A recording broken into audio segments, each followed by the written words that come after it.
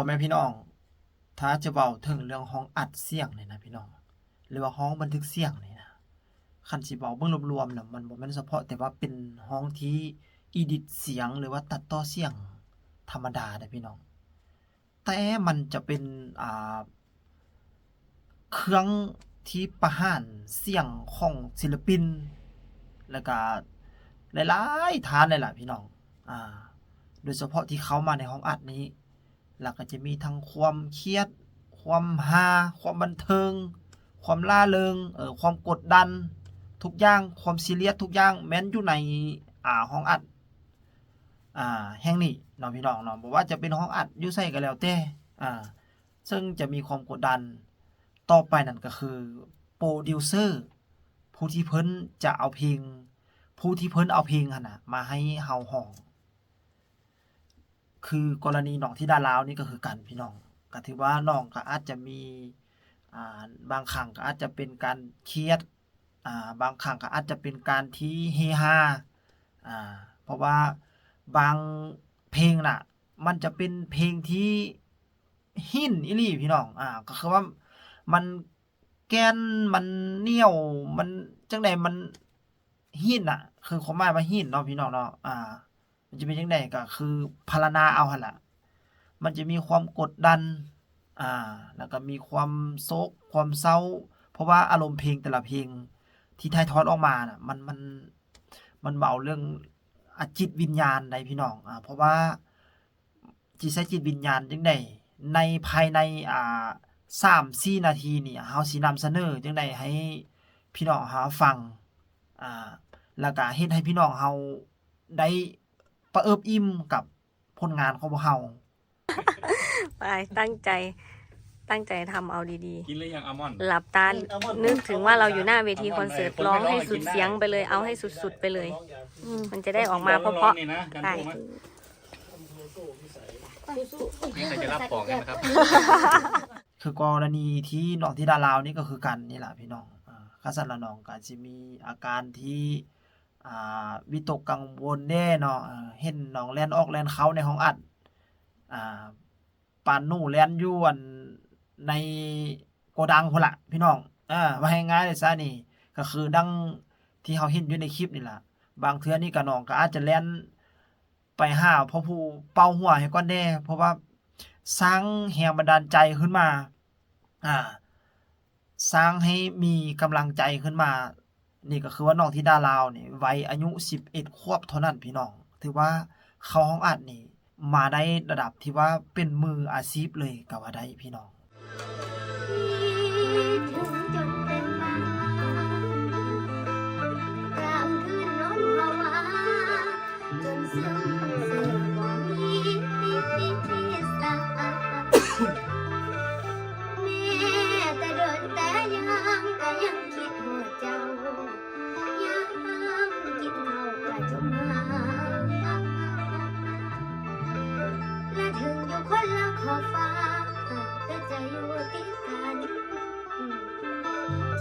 สันนอนนึกเป็นวางลายจนวางอายวนและคิดหอดคุณโสธาหัวอกสาวเช้าน่ารักจนฟ้าสลายลงและยานตะวันเป็นของเสียงนอนตื่นไหมค่ะบ่ทันได้อยู่เดี๋ยวให้น้องซ้อมวอร์มคอก่อนนะคะ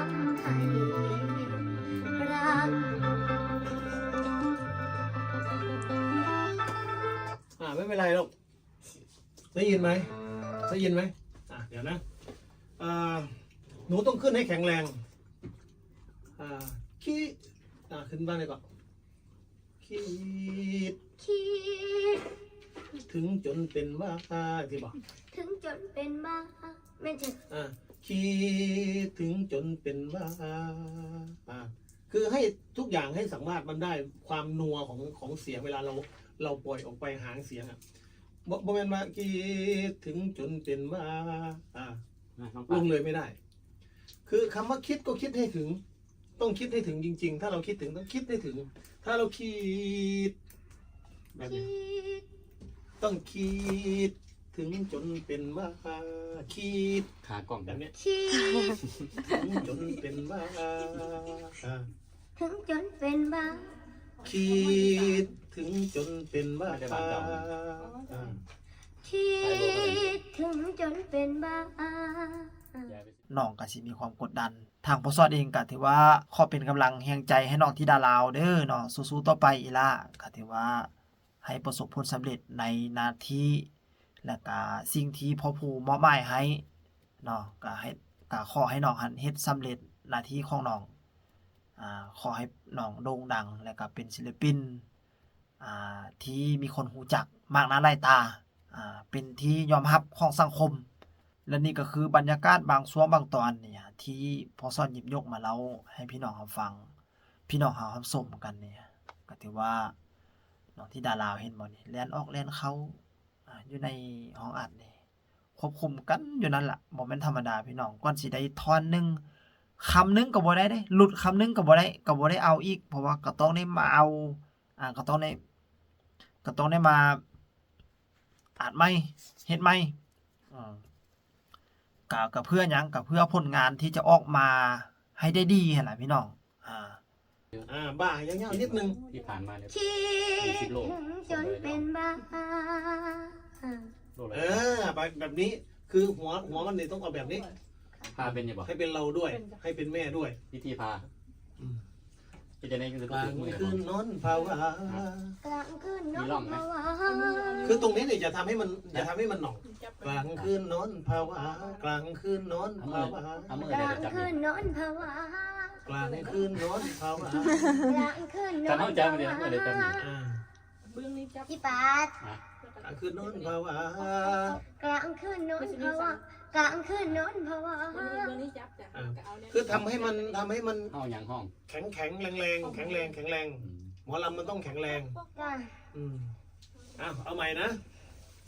เอาล่ะพี่น้องนี่ก็คือเป็นเบื้องหลังก่อนสิออกมาได้ผลงานหนึงนั่นน่ะก่อนสิออกมาได้แต่ละเพลงนั่นน่ะ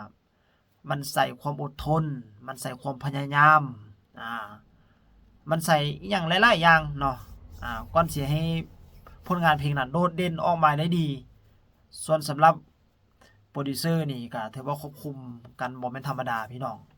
เอาล่ะสำหรับคลิปนี้ก็ถือว่าพอซ่อนเองก็สิขอลาไปก่อนเนาะพบพอกันใหม่ในคลิปหน้าเด้อพี่น้องเด้อขอให้ทานนั้นนอนหลับฝันดีเบ้อทุกคนสบายดี